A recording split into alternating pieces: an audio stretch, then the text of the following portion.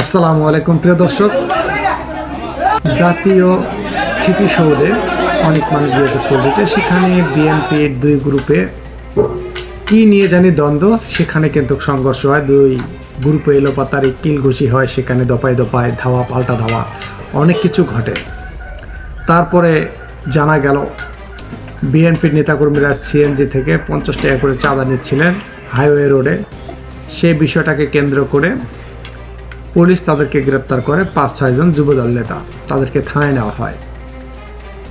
পরে এই বিষয়টা প্রকাশ পেলে বিভিন্ন জায়গা থেকে নেতাকর্মীরা থানায় ছুটে আসে এবং হামলা চালায় থানার বাইরে পুলিশের কর্মরত যে কয়েকজন লোক ছিল, অফিসের সহকারী ছিল, সব মিলে 15-20 জন বাইরে ছিল, গেটের বাইরে ছিল। তাদের উপর হামলা চালায়, তাদেরকে প্রচণ্ড মারধর করে সেই বিএনপি নেতাকর্মীরা। এই খবর পেয়ে ছাত্র জনতা তারা মিছিল নিয়ে চলে আসে থানায়, যে বিষয়টা দেখার জন্য যে থানায় কেন হামলা করে বিএনপি নেতাকর্মীরা। তারা যদি অপরাধ করে থাকে তাহলে তাদের সাজা পেতে হবে। এখন থানায় হামলা করেছে, আর এই হামলার কারণে তাদেরকে গ্রেপ্তার করেছে পুলিশ। কয়েকজনকে গ্রেপ্তার করেছে, অনেকে পালিয়ে রয়েছে, তাদেরকেও গ্রেপ্তার করার চেষ্টা করছে। ঘটনাটি ঘটেছে কুমিল্লায়। এখন বিভিন্ন দোকান বাজার, সিএনজি গাড়ি, বাস, বিভিন্ন জায়গা থেকে বিভিন্ন ধরনের মানুষ তারা চাঁদা তুলছে। কেউ চাঁদা তুলে বিএনপির নাম দিচ্ছে, কেউ বা চাঁদা তুলে অন্য অন্য দলের নাম দিচ্ছে।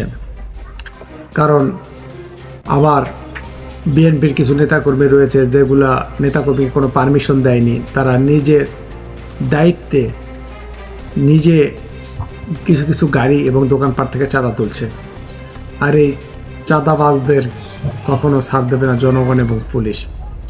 যখন সেই সিএনজি চালক তারা অভিযোগ করে পুলিশকে, পুলিশ কিন্তু সেই যুবদল নেতা সহ 6 জনকে গ্রেপ্তার করে থানায় নেয়। আর তারপরেই যুবদলের নেতাকর্মীরা এসে থানায় বর্বর হামলা চালায়। 15-20 জনকে লাঠি দিয়ে প্রচুর পরিমাণে তাদেরকে মারধর করা হয় সেই থানার সামনে। থানার কেসি গেট থাকার কারণে সেটা ভাঙতে পারেনি, ভেতর থেকে সে নেতাকে নিয়ে যেতে পারেনি। পুলিশ অনেকটা ভয়ে ছিল। থানায় মাত্র কয়েকজন পুলিশ ছিল, বাইরে যে কয়েকজন সহকারী ছিলেন তাদেরকে তুমুল হারে গণধোলাই দিয়েছেন সেই যুবদলের নেতাকর্মীরা।